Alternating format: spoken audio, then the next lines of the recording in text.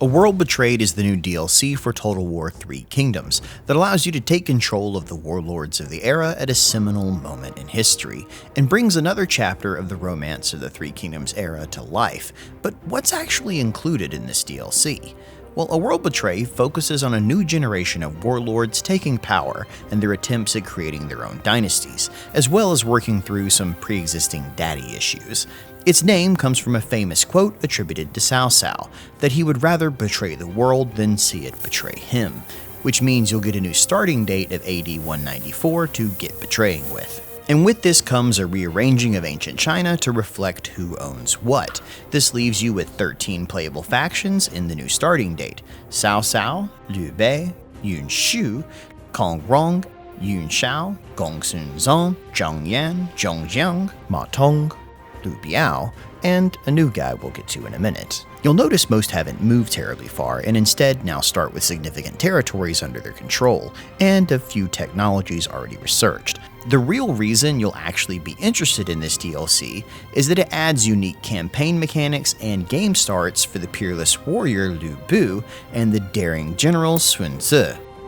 Liu Bu and Sun Ce have both already been available to join your faction in the base game, but this marks the first time you can play as them from a campaign start. For those that don't know, Liu Bu is the ancient Chinese Achilles, or the equivalent of the Rock in the modern world.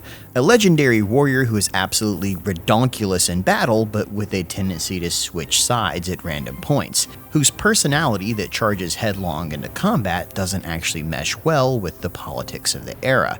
And at the start of Liu Bu's campaign, you'll find him locked in combat with Cao Cao's main army. So get ready to fight your way out of the Principality of Qin, and then regroup your forces for the inevitable showdown with Cao Cao.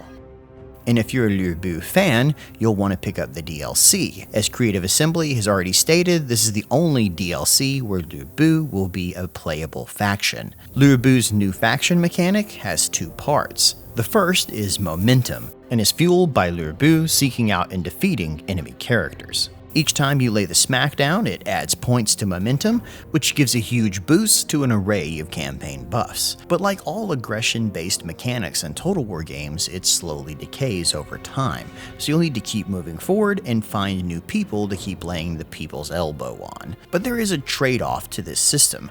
Liu Bu's personal victories over enemy generals are tracked in the game, and while each victory increases his own power, it also raises the jealousy and suspicion of those around him.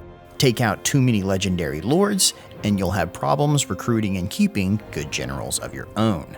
The second part of Liu Bu's mechanic is his Greatest Warrior panel, which works like Agent 47's hit list, where it names all the legendary warriors of the Three Kingdoms period, and tells you flat out that if you kill them, you'll get permanent bonuses for your faction. So, get to tracking them down and do what Liu Bu does best. A similar system exists in Total War Warhammer 2, where when you kill legendary lords, you gain permanent buffs to your faction. Here though, it's been more fully fleshed out as a mechanic. Liu Bu also has been given new story events, so you can experience the historic conflict between Cao Cao and Liu Bu for yourself.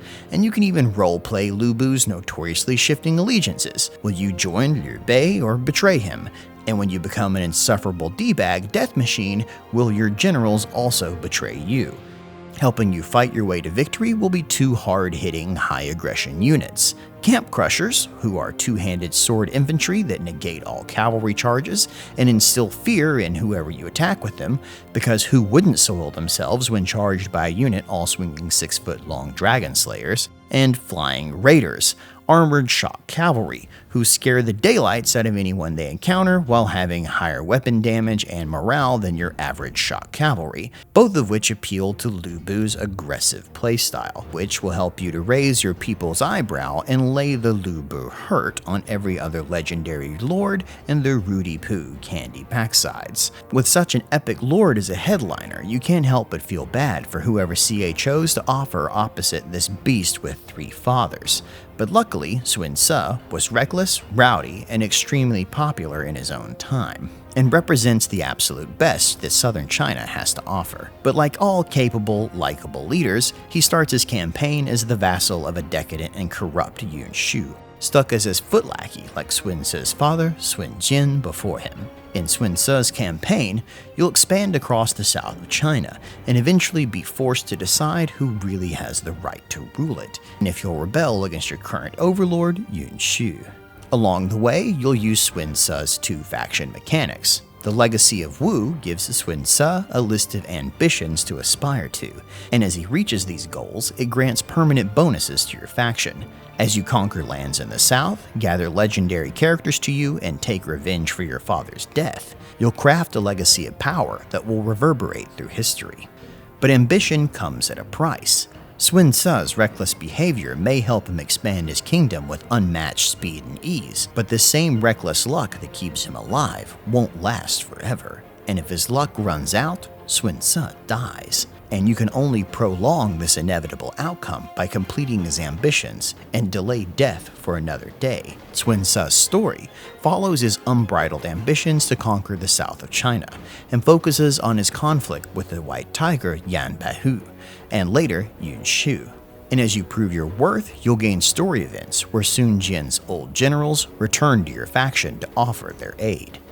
The two unique units you'll use in your conquest are the Tiger Guard, a wood Tier 5 heavy spear infantry who reflect all cavalry damage, and the Handmade Guard, an Earth Tier 4 medium sword cavalry unit inspired by the personal bodyguard of Sun Tzu's sister, Sun Rin.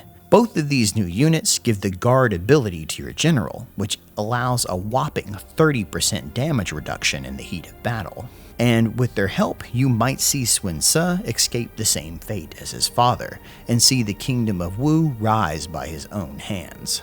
The final new character on offer is not actually part of the DLC.